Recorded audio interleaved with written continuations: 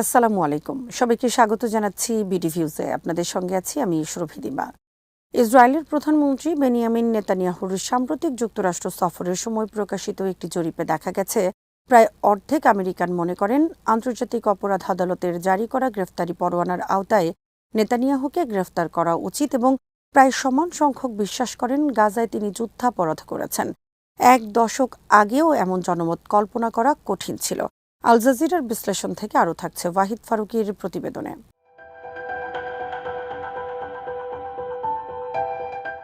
এই পরিবর্তনকে অনেক বিশ্লেষক নেতানিয়াহু দীর্ঘদিনের রাজনৈতিক কৌশলের ফল হিসেবে দেখছেন। তাদের মতে তিনি ইসরায়েলকে যুক্তরাষ্ট্রের উভয় প্রধান রাজনৈতিক দলের সমর্থনের প্রতীক হিসেবে ধরে রাখার পরিবর্তে ক্রমশ রিপাবলিকান পার্টির সঙ্গে ঘনিষ্ঠভাবে যুক্ত করেন, যার ফলে ইসরায়েলের প্রতি দীর্ঘদিনের দ্বিদলীয় ঐক্যমত দুর্বল হয়ে পড়ে।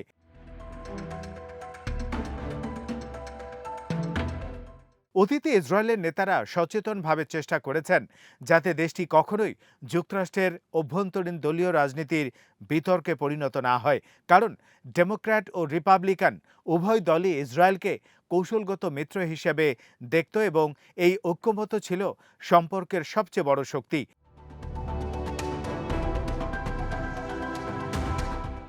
কিন্তু যুক্তরাষ্ট্রের শিক্ষালাভ এবং ওয়াশিংটনের রাজনৈতিক পরিবেশ সম্পর্কে গভীর ধারণা সত্ত্বেও নেতানিয়াহু বিশ্বাস করতে শুরু করেন যে রিপাবলিকানদের দীর্ঘমেয়াদী প্রভাবই ভবিষ্যতে ইসরায়েলের জন্য যথেষ্ট হবে। সেই ধারণা থেকেই তিনি ধীরে ধীরে ডেমোক্র্যাটদের উদ্বেগকে গুরুত্ব না দিয়ে রিপাবলিকানদের উপর নির্ভরশীল হয়ে পড়েন।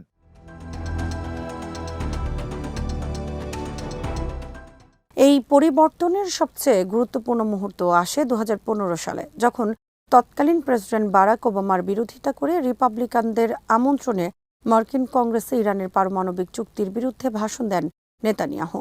অনেক রক্ষণশীলের কাছে এটি সাহসী পদক্ষেপ হিসেবে প্রশংসিত হলেও ডেমোক্র্যাটদের বড় একটি অংশ মনে করে ইসরায়েলের প্রধানমন্ত্রী প্রকাশ্যে একটি রাজনৈতিক পক্ষ বেছে নিয়েছেন।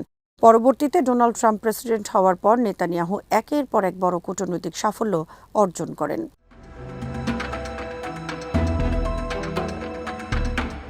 ট্রাম্প জেরুজালেমকে ইসরায়েলের রাজধানী হিসেবে স্বীকৃতি দেন, মার্কিন দূতাবাস সেখানে স্থানান্তর করেন, গোলান মালভূমিতে ইসরায়েলের সার্বভৌমত্ব স্বীকার করেন, ইরান পারমাণবিক চুক্তি থেকে যুক্তরাষ্ট্রকে বের করে আনেন এবং পশ্চিম তীরে বসতি নির্মাণ নিয়ে চাপ কমিয়ে দেন।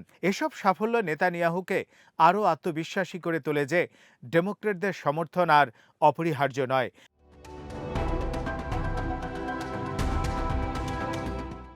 কিছু সমালোচকদের মতে এটি ছিল তার সবচেয়ে বড় কৌশলগত ভুল, কারণ একটি দীর্ঘস্থায়ী জোট কেবল এক প্রশাসনের উপর নির্ভর করে না, বরং তা প্রতিষ্ঠিত হয় শক্তিশালী প্রতিষ্ঠান, অভিন্ন মূল্যবোধ এবং বিস্তৃত রাজনৈতিক সমর্থনের ভিত্তিতে। 2023 সালের 7 অক্টোবর হামাসের হামলার পর গাজায় ইসরায়েলের সামরিক অভিযান এই সংকটকে আরও স্পষ্ট করে তোলে।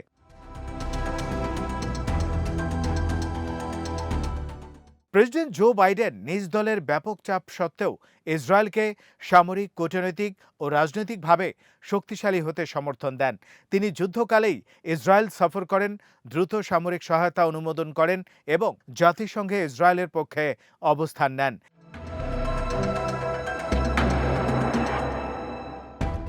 কিন্তু একই সময় নেতানিয়াহু প্রকাশ্যে যুক্তরাষ্ট্রের সমালোচনা করেন, অস্ত্র সরবরাহ বিলম্বের অভিযোগ তোলেন, যুদ্ধ পরবর্তী গাজার ভবিষ্যৎ নিয়ে ওয়াশিংটনের প্রস্তাব প্রত্যাখ্যান করেন এবং মানবিক সহায়তা প্রবেশের বিষয়েও মতবিরোধ সৃষ্টি করেন।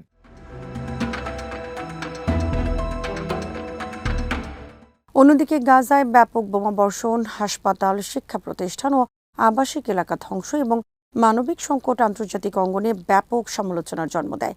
ইসরায়েলি সরকারের কয়েকজন মন্ত্রী ফিলিস্তিনিদের স্থায়ীভাবে সরিয়ে দেয়া, সম্মিলিত শাস্তি এবং দীর্ঘমেয়াদী সামরিক নিয়ন্ত্রণের পক্ষে বক্তব্য দেয়ায় পরিস্থিতি আরও বিতর্কিত হয়ে ওঠে। যুদ্ধাপরাধের অভিযোগ আদালতে প্রমাণিত হবে কিনা তা ভবিষ্যতের বিষয় হলেও রাজনৈতিকভাবে বিশ্বজুড়ে এবং বিশেষ করে যুক্তরাষ্ট্রে জনমতের বড় পরিবর্তন ইতোমধ্যেই দৃশ্যমান। এর প্রভাব মার্কিন রাজনীতিতেও পড়ছে।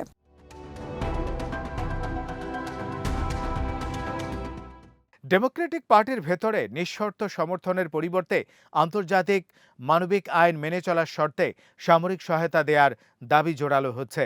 তরুণ ভোটারদের বড় অংশ এখন ইসরায়েল ফিলিস্তিন সংঘাতকে মানবাধিকার, দখলদারিত্ব ও বৈষম্যের প্রশ্ন হিসেবে দেখছে।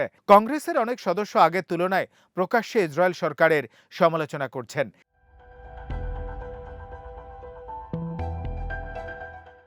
একই সঙ্গে রিপাবলিকানদের মধ্যেও তরুণ রক্ষণশীলদের একটি অংশ বিদেশে নিঃশর্ত সমর্থনের নীতি নিয়ে প্রশ্ন তুলেছে। নেতানিয়াহুর বর্তমান জোট সরকারে উগ্র জাতীয়তাবাদী নেতাদের প্রভাব, পশ্চিম তীরে বসতি সম্প্রসারণ, ফিলিস্তিনি রাষ্ট্র প্রতিষ্ঠার বিরোধিতা এবং গাজার ভবিষ্যৎ নিয়ে কোনো বাস্তবসম্মত রাজনৈতিক পরিকল্পনার অভাব পরিস্থিতিকে আরও জটিল করেছে।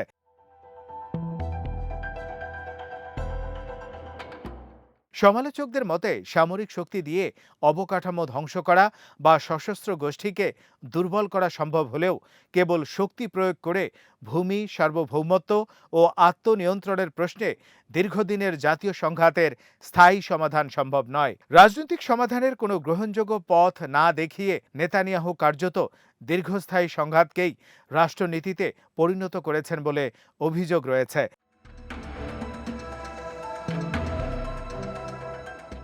বিশ্লেষকদের মতে নেতানিয়াহু স্বল্প মেয়াদে গুরুত্বপূর্ণ কূটনৈতিক সাফল্য অর্জন করলেও তার রাজনৈতিক কৌশল ইসরায়েলের জন্য বহু দশক ধরে গড়ে ওঠা যুক্তরাষ্ট্রের দ্বিদলীয় আস্থা ও সমর্থনের ভিত্তিকে দুর্বল করে দিয়েছে।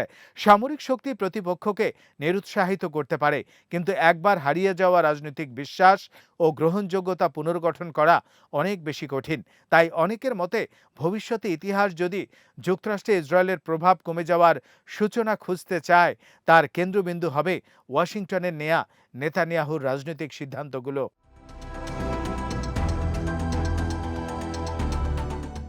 আজ এখানেই শেষ করছি। সবাই ভালো থাকুন, সুস্থ থাকুন আর দেখতে থাকুন বিডিভিউজ। চ্যানেলটি ভালো লাগলে সাবস্ক্রাইব করুন, সংযুক্ত থাকুন আমাদের ফেসবুক পেজে। আল্লাহ হাফেজ।